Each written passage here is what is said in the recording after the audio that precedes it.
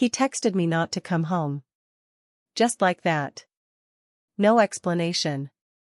I was standing at gate B17 with my carry-on digging into my shoulder when my phone buzzed and lit up his name. And I remember thinking, finally. Because he'd barely called the whole week I was away. Don't go home tonight. That was the entire message. No punctuation. No please. No emoji to soften it. Just a sentence that sat on the screen like a locked door. I stared at it long enough for the boarding announcement to start echoing through the terminal. People around me were standing, gathering bags, stepping over charging cables. A baby was crying somewhere to my left. And I was frozen. You have to understand something about me. I'm not a dramatic woman. I don't jump to conclusions. I don't assume the worst. At least, I didn't think I did. But that text didn't feel like a joke. It didn't feel playful. It felt urgent. Controlled. And when I typed back, why not? I expected something simple. A plumbing issue. A broken heater. Maybe he'd planned some surprise and didn't want me to walk in early. His reply came almost immediately. I'll explain later. Just trust me. Trust me. I actually laughed under my breath when I read that. Not because it was funny. Because it was strange. My husband, of 23 years, telling me to trust him like I hadn't built a whole life around doing exactly that. Let me pull back a little. I'm Kamora.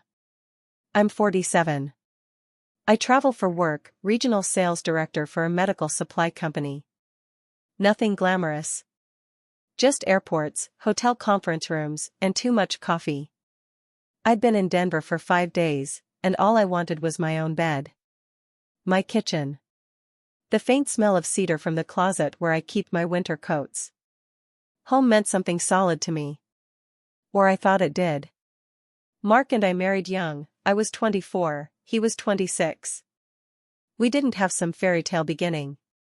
We built our marriage like a brick patio, slow, practical, steady. We argued about bills, about paint colors, about whose turn it was to call the plumber. Real things. We weren't the type to send dramatic texts. So when he wrote, "Don't go home tonight," it felt out of character. Not explosive. Not emotional. Just, off. I boarded the plane anyway. That part is important. I didn't answer him again. I slid my phone into my purse, buckled my seatbelt, and stared out the window as the runway lights blurred. My reflection in the glass looked calm.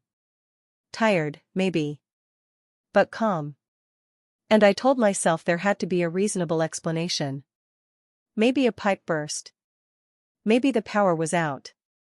Maybe he'd taken on one of his DIY projects and the living room was covered in sawdust. He did that sometimes, started something without finishing it. Half-painted walls. Cabinet doors leaning against counters. But then again, no. That's not right. He always warned me first. That's what made this different. Halfway through the flight, when the cabin lights dimmed and most people dozed off, I pulled my phone back out even though I knew it wouldn't connect. I reread his message. Over and over. Just trust me. It wasn't affectionate. It wasn't apologetic. It sounded like a directive. And I remember thinking, when did he start talking to me like that? We'd had small arguments before I left. Nothing dramatic. He'd seemed distracted. On his phone more than usual. But I brushed it off because we'd both lived busy lives. Actually, wait. There was that moment in the kitchen 2 nights before my trip. He'd closed his laptop quickly when I walked in. Said he was just checking fantasy football stats. I didn't question it. Fantasy football. In March. No. That doesn't even make sense. See, this is what happens when you replay things in your mind. You start stitching together pieces you ignored. When we landed, my phone lit up with signal. No new messages from him. None. That silence felt louder than the first text. I stood in the aisle waiting for the plane doors to open, feeling that strange hum in my chest, not panic. Not yet. Just awareness. Like when you hear a smoke alarm chirp once and you're not sure if it's low battery or something worse. I could have booked a hotel. I could have called my sister. I could have done exactly what he asked. Instead, I walked toward baggage claim with my jaw set. Because here's the thing. When someone you've shared a bed with for 2 decades tells you not to come home, you don't stay away. You go see why. And I did. But what I saw when I pulled into our driveway.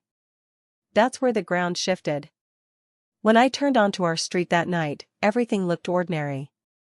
The same porch lights glowing in soft yellow squares. Mrs. Hargrove's wind chimes clinking faintly 2 houses down. The maple tree in our front yard leaning slightly to the right because Mark never did brace it properly. I'd reminded him for 3 seasons. Nothing screamed emergency. Which almost made it worse. I slowed the car instead of pulling straight into the driveway. Our bedroom light was on. So was the kitchen. Not unusual at 8:30. But there was another light, the small lamp in the living room that we only used when we had company. We weren't expecting company. I turned off the engine and just sat there. My hands were still on the steering wheel. The leather felt cool, slightly cracked where my thumbs usually rest. I noticed that detail. Funny what your brain chooses to focus on. For a second, I almost convinced myself I was being ridiculous. He said don't come home. Maybe he meant it for a reason that had nothing to do with betrayal. Maybe someone was sick. Maybe he was planning something awkward and poorly executed. Mark was capable of awkward. We weren't a dramatic couple. We didn't have secret lives. We didn't throw plates. We grocery shopped together on Sundays and argued over cereal brands. That was us. Or so I believed. I grabbed my suitcase from the trunk and rolled it quietly up the driveway. The wheels rattled over the small crack near the garage, the one I'd been telling him to seal before winter. The house smelled normal when I unlocked the door. Lemon cleaner and faint coffee. No strange perfume. No obvious chaos. I stepped inside and called his name once. Not loudly. Just enough. Mark? My voice didn't echo. It just landed and dissolved into the hallway. No answer. That's when I noticed something small but wrong. My framed photo from the entry table was gone. The one from our 20-year anniversary trip. The beach one where my hair was wild from the wind and he was squinting at the sun. The table looked bare. I remember thinking maybe I'd moved it before I left. But no, I hadn't. I walked toward the living room slowly, suitcase handle still extended. And I heard something. A soft thud upstairs. Then a pause. Not footsteps exactly. More like something being set down. My stomach tightened, but I kept moving. Not rushing. Not tiptoeing either. Just steady. Because here's the thing about long marriages, you don't expect to find strangers in your home. Your brain resists that storyline. It searches for normal explanations first. He could have been reorganizing. Cleaning. Maybe he decided to finally tackle the storage closet. But why tell me not to come home? That question kept circling. As I reached the base of the stairs, I saw it. A pair of shoes. Not mine. Not his. Small, tan heels placed neatly beside the wall like someone had removed them politely. I stared at them longer than I should have. They weren't flashy. Just simple leather. Worn at the edges. Practical. Who leaves shoes like that unless they plan to stay a while? I didn't call out again. Instead, I bent down, and I don't know why I did this, I touched one of them. The leather was still warm. That detail stays with me. Warm. And suddenly I wasn't calm anymore. Not outwardly frantic, but internally, alert. Every sense sharpened. I could hear the refrigerator humming in the kitchen. The clock ticking above the stove. Upstairs, another muted sound. A drawer sliding shut. Now here's where I need to admit something. Even standing there, with those shoes at my feet, I still wanted to believe there was some explanation that didn't end in humiliation. Have you ever been in that space? Where the evidence is right in front of you, but your mind keeps offering softer alternatives? I'm genuinely asking. Because I wonder how many of us have trained ourselves to doubt our own eyes. I picked up the shoes. They were a size smaller than mine. Maybe a 7. I'm an 8.5, no, wait, I went up half a size last year. 9. That's not important. What is important is that they didn't belong in my hallway. I set them back exactly where they'd been. Not kicked over. Not thrown. Placed. Then I walked upstairs. Each step felt heavier than it should have.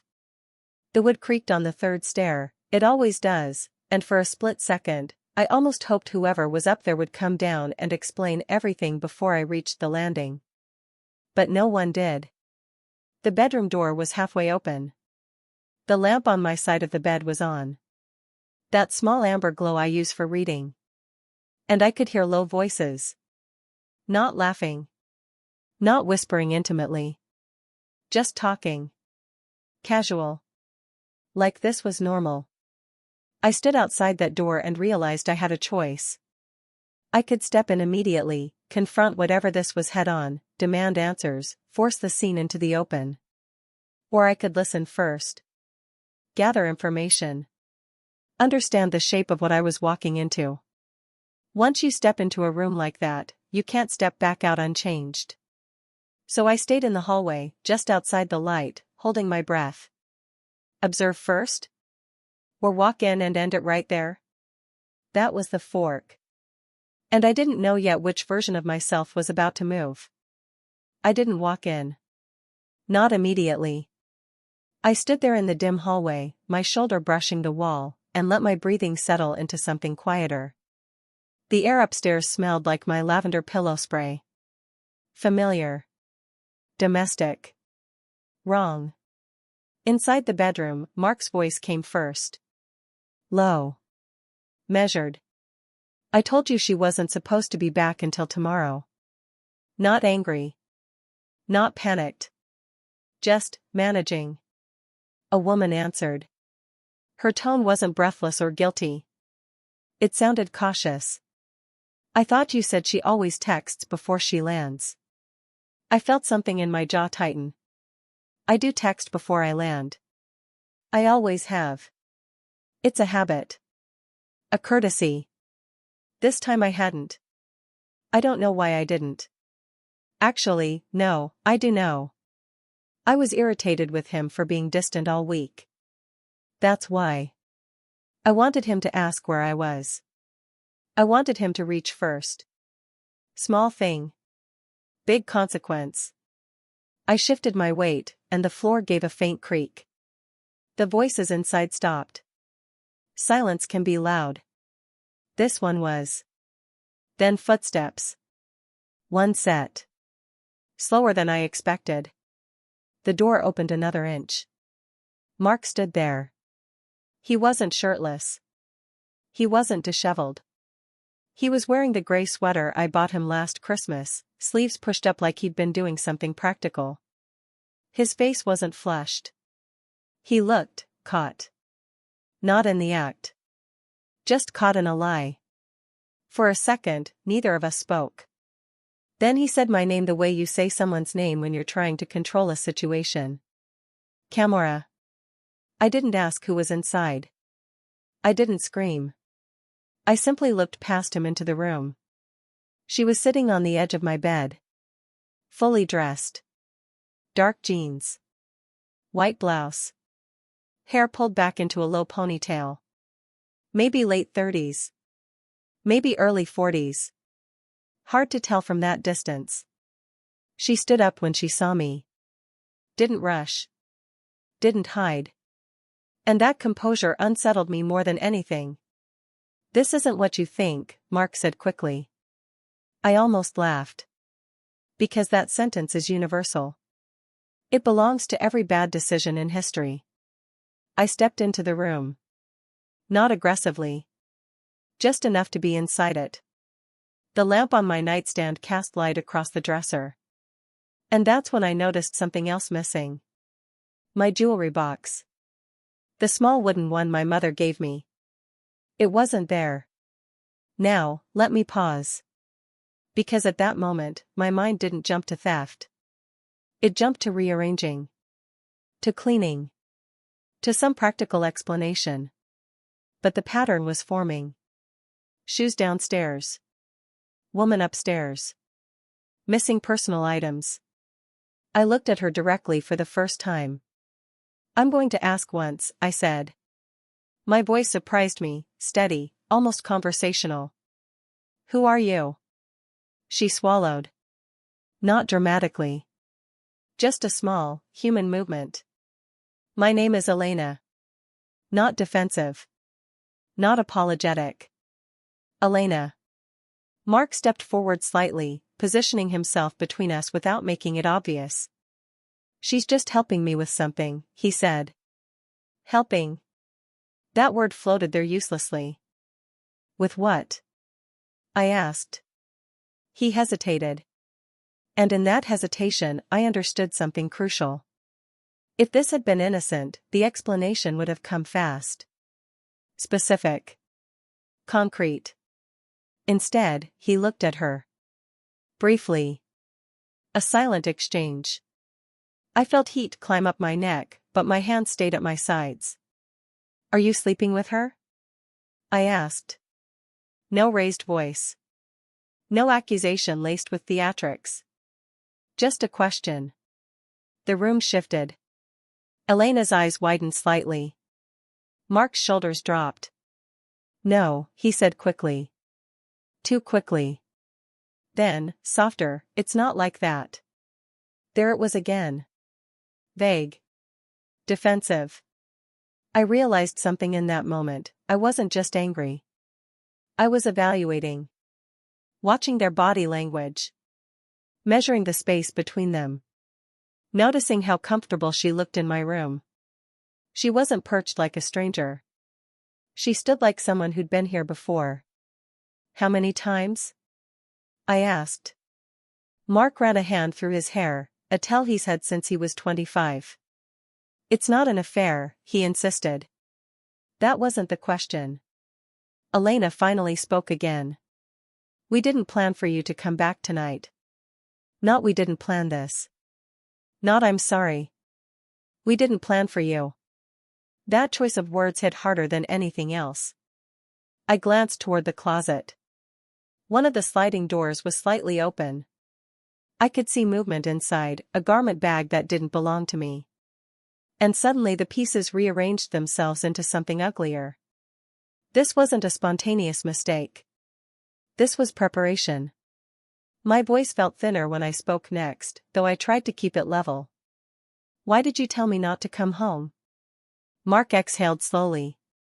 Because I needed more time. Time for what? To explain? To end it? To move her in? I don't know which answer I feared most. And here's where the real fork appeared. I could demand details right then. Push until every truth spilled out in that room. Or I could step back. Gather proof. Understand the depth of it before reacting. Confront fully? Or verify quietly? Standing there, looking at a woman in my bedroom and a husband who suddenly felt like a stranger, I realized something. Trust had already shifted. The only question left was how far I was willing to dig to see the whole betrayal. And I hadn't decided yet. I didn't scream. That's what people expect when they hear a story like this: raised voices, accusations, something thrown across the room. But that's not what happened. I looked at Mark. Then at Elena. Then back at the half-open closet door. And I said, I need you both to leave this room. My room. The words tasted strange. Mark started to protest, but I didn't raise my voice. I just held his eyes. After 23 years, he knew that look. It wasn't rage. It was decision. Elena picked up her purse from the chair near the window. That chair used to hold my work blazers when I was packing. Now it held her things. She walked past me carefully, not brushing against me. I noticed the faint scent of her shampoo. Not floral. Something clean. Clinical almost. Mark lingered half a second longer. Camora, let me explain. Downstairs, I said. Just that. They went down. I closed the bedroom door behind them and stood still. The bedspread was slightly wrinkled on his side. My side was untouched. The lamp glowed warmly like it had every night for years. The ceiling fan hummed softly. The room didn't look destroyed. It looked rearranged. That's worse, in a way. Destruction is obvious. Rearranging is deliberate. I walked to the closet first. Inside, alongside my dresses and his suits, was a garment bag that didn't belong to either of us. I unzipped it slowly. Inside was a navy dress. Simple. Mid-length. Something you'd wear to dinner, not to bed. There was a dry cleaner tag still attached, dated 2 weeks ago. 2 weeks. I'd been home then. I zipped it back up carefully. My hands weren't shaking. I remember thinking they should be, but they weren't. Then I went to the dresser. The top drawer on his side was slightly open. I pulled it wider. His usual things were there: watches, old receipts, spare cufflinks. But tucked beneath a stack of folded socks was a small envelope. Plain white. I shouldn't have opened it. That's what I told myself for about 3 seconds. Then I opened it. Inside were printed emails. Not love letters. Not poetry. Just logistics. Apartment listings. Lease terms. A highlighted section about early termination fees. My chest tightened, not from heartbreak, from clarity. This wasn't an affair born from impulse. This was planning. I sat down on the edge of the bed because my knees felt unreliable. For a moment, I actually questioned myself. Had we talked about downsizing recently? Had I forgotten some conversation about renting a place temporarily for his work? No, that's not right. He works from home. Always has. See how the mind scrambles? It tries to stitch innocence back into the fabric. But the thread didn't hold. I opened his nightstand drawer next. There was a second phone. Not hidden well. Just placed beneath a book. It wasn't powered off. The screen lit up when I touched it. Dozens of messages. I didn't read them all. I couldn't. But I saw enough. Dinner plans. Inside jokes. A message from earlier that day: I'll miss you tonight. Not a stranger. Not new. Established. I sat there longer than I expected. Maybe 5 minutes. Maybe 10. Time felt slippery.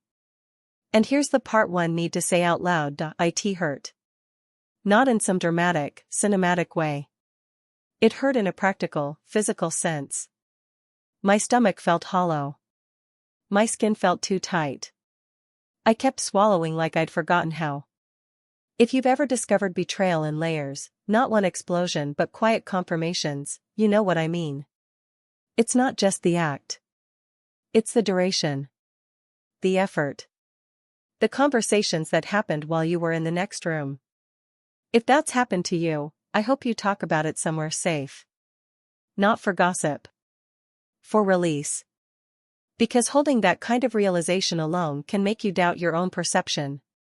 I stood up again and walked to the bathroom. There, beside my toothbrush, was a second one. Still in its plastic wrapping. Prepared. I picked it up. The plastic crinkled in my hand. Such a small object. So loud in meaning. I set it back exactly where it had been. Then I looked at myself in the mirror.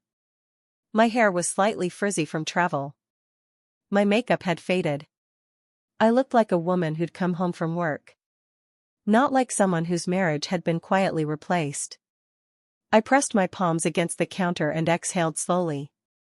Downstairs, I could hear faint murmuring. Mark's voice. Elena's lower tone responding. They were discussing me. That realization landed heavily. Not whether this was wrong. Not whether it would hurt. But how to manage it. I walked back into the bedroom and noticed something else I hadn't seen before. My jewelry box wasn't missing. It was relocated. On the top shelf of the closet. Out of reach. As if someone had needed the dresser space. I reached up and pulled it down. Nothing inside was gone. But it had been moved to make room. For her. That's when the lowest point hit. Not because of physical betrayal. Not because of passion or romance. Because of replacement.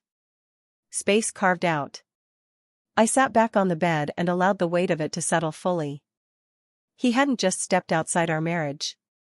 He had begun reorganizing it without me. And that's when something inside me stopped hoping this was temporary. I didn't go downstairs right away. I stayed in the bedroom and let the first wave pass. Not the shock, that had already thinned into something steadier, but the urge to react. To demand. To make noise. Instead, I sat at the edge of the bed and looked around the room like I was assessing a property I might sell. Detached. Almost clinical. The lamp. The dresser. The indentation on his pillow. Evidence, not emotion. I remember thinking, very clearly, if I go downstairs now angry, he'll control the narrative. He's already had time to prepare. I haven't. So I needed information. I picked up the second phone again and scrolled further back this time. Dates. Timestamps. Weeks of conversation. Some mundane, grocery store stops, work complaints. Some intimate in a quiet way. Can't wait until it's just us. Soon. Soon. I checked the calendar app. There were coded entries, initials instead of names. Blocks of time that overlapped with my business trips. He'd aligned it carefully. And here's where I almost tripped over my own memory. I thought my last trip had been 4 days, but no, it was 5. I added an extra meeting. That gave them an extra night. That detail landed differently. I set the phone down exactly where I'd found it. No reason to tip him off about what I'd seen. Then I opened my own suitcase and took out my laptop. Yes. I did that. It might sound strange, but something about opening my work laptop on our bed steadied me. Numbers. Contracts. Spreadsheets. Tangible things. I logged into our shared financial account. Scrolling through recent transactions felt almost surreal. Dinner for 2 at places we don't usually go. A boutique hotel 10 miles away, not far enough to be suspicious if you weren't looking, but unnecessary if you live in the same house. There were small charges too. Drugstore purchases. Online orders. Preparation costs money. And suddenly the betrayal wasn't just emotional. It was logistical. I closed the laptop slowly. Downstairs, I heard a chair scrape against the floor. Voices again. Low. They were waiting for me to come down. I could picture them at the kitchen table, trying to decide how to frame this. That thought sharpened me.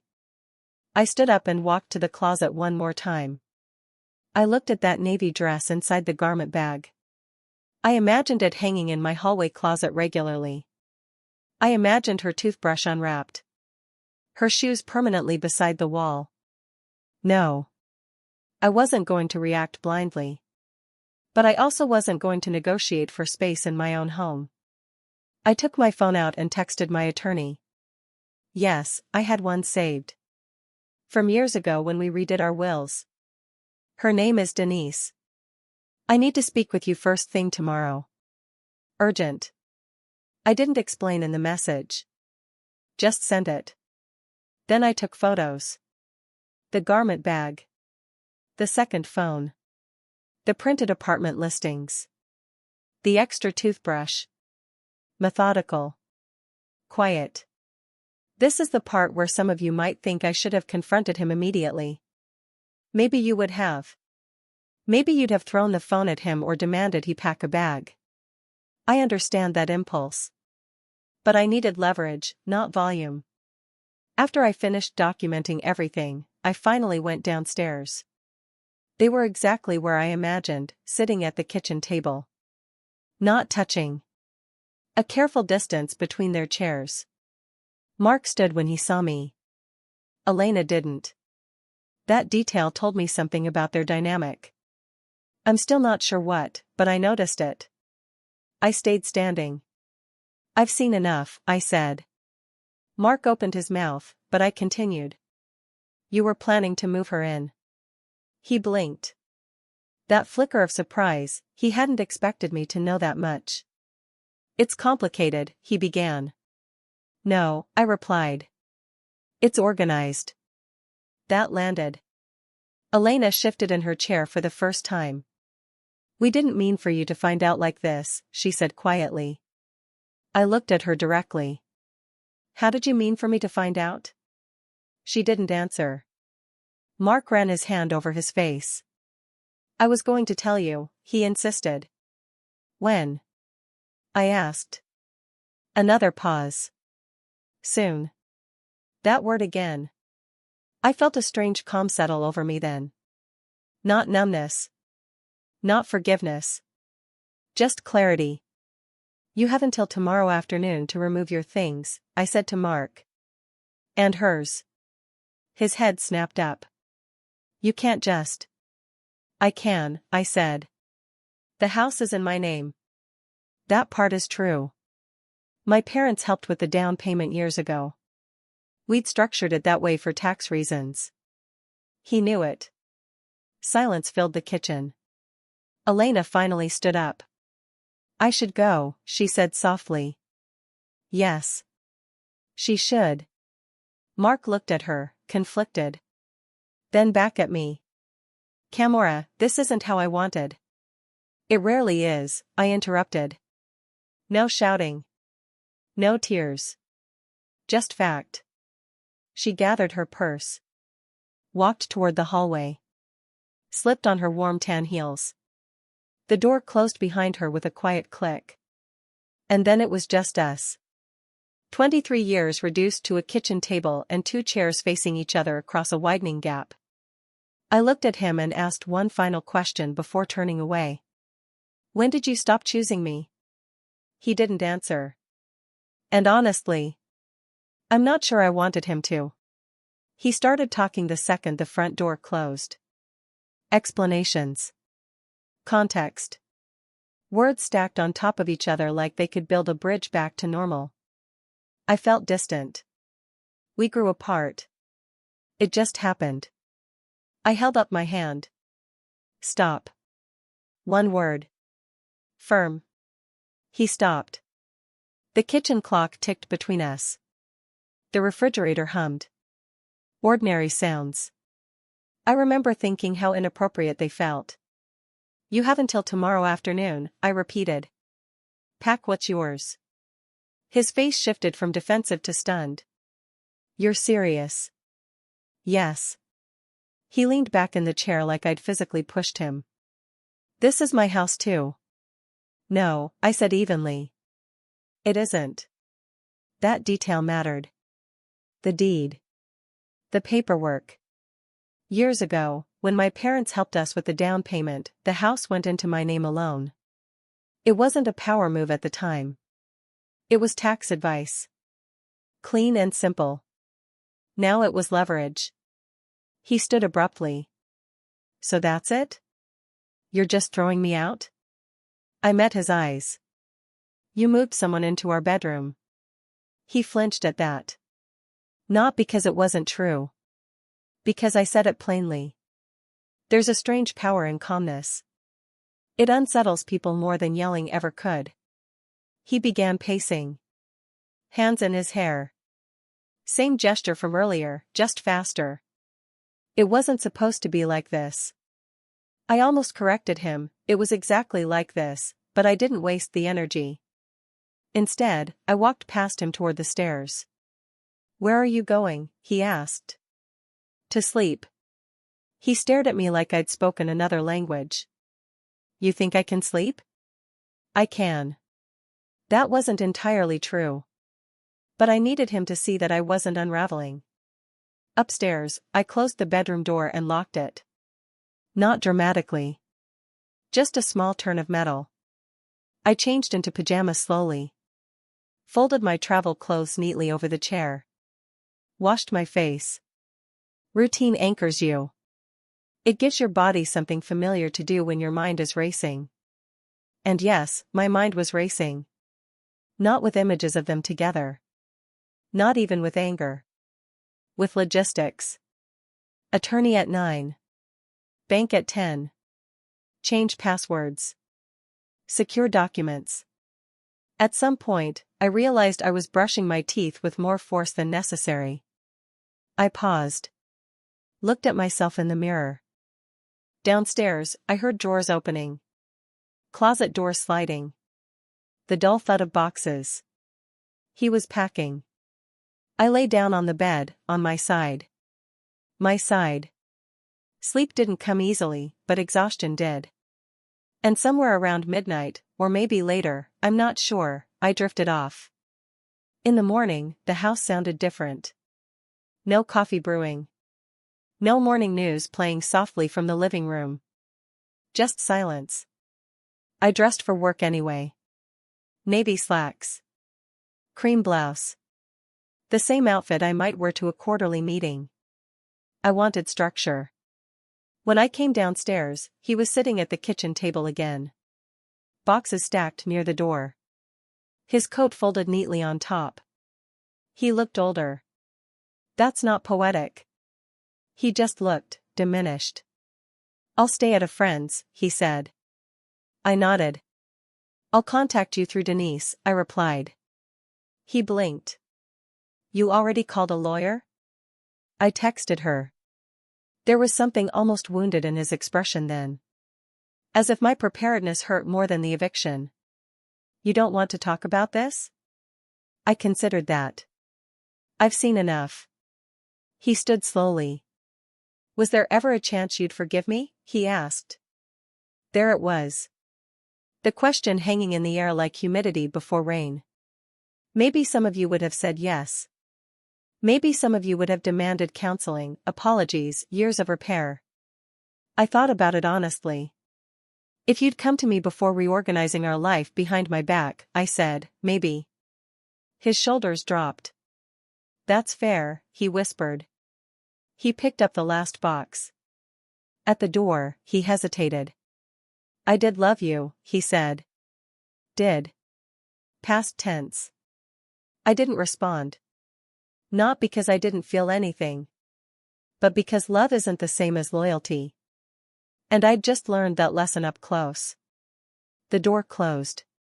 And the house, my house, was quiet. Fast.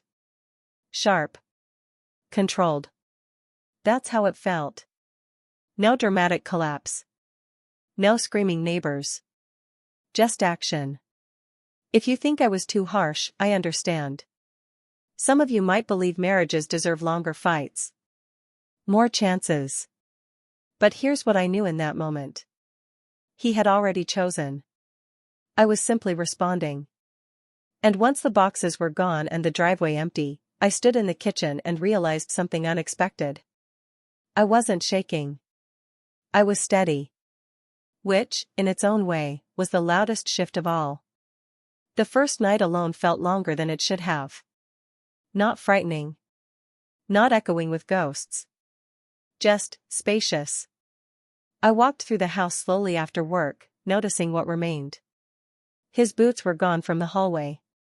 The extra phone was gone too, I checked.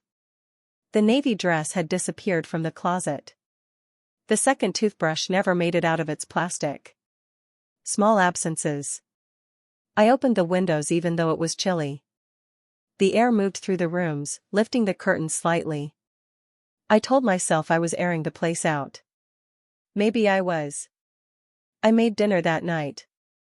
Scrambled eggs and toast. Nothing elaborate. I set one plate on the table out of habit, then caught myself and put it back in the cabinet. That pause stayed with me. I kept expecting my phone to buzz with messages from him. Apologies. Explanations. Bargaining. Instead, there was silence until mid-evening. A single text. I'm sorry. No paragraph. No justification. Just that. I stared at it for a long time before setting the phone face down. Sorry doesn't unplan a future. The next morning, I met with Denise.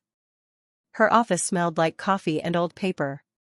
She listened without interrupting, taking notes in neat, narrow handwriting. Do you want to pursue divorce immediately? She asked. The word landed heavier than I expected. Divorce. I thought I'd be certain by then. I wasn't. I want protection, I said. First. She nodded. Practical steps followed. Asset division. Temporary agreements. It was procedural. Structured. That structure steadied me. Over the next few weeks, the house changed subtly. I moved the bed slightly to the left, no, to the right. I always mix that up. Toward the window. It shifted the room's balance. I repainted the hallway a lighter shade. Donated clothes that carried memories I didn't need. Not purging in anger. Adjusting. Mark tried to call twice. I let it go to voicemail. When I finally listened, his voice sounded smaller than I remembered. I never meant to hurt you, he said. I believe him. But intention and impact aren't twins. There were moments, usually late at night, when doubt crept in. Had I acted too quickly? Should I have insisted on counseling before telling him to pack? I'd lie there staring at the ceiling fan turning slowly and replay that kitchen scene. Would I do it differently? Maybe. Or maybe not. If you've ever made a decisive move in a moment of clarity, you know how strange the quiet aftermath feels. The adrenaline fades. The certainty softens around the edges. But here's what didn't soften: the memory of that garment bag in my closet. The printed apartment listings. The toothbrush waiting its turn. Those weren't impulsive mistakes. They were plans. Friends asked gentle questions over coffee. Are you okay? I'd answer honestly. I'm steady. Not happy. Not devastated. Steady. The hardest part wasn't losing him.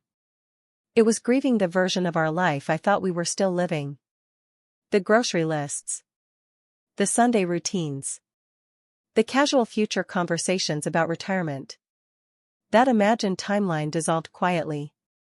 One afternoon, about a month later, I found his old mug in the back of the cabinet. The chipped blue one he refused to throw away. I held it for a moment, thumb tracing the crack. I almost put it back. Instead, I wrapped it in newspaper and set it in a donation box. Not out of bitterness. Out of forward motion. There's a difference.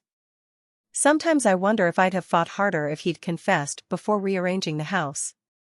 If he'd sat me down and said, I'm unhappy. I'm drifting. Would I have listened differently? I think so. But I can't rewrite that version. I can only evaluate the one I lived. And here's something else, something I didn't expect. I didn't feel embarrassed. I thought I would. I thought the idea of being replaced would shrink me somehow. It didn't. It clarified me.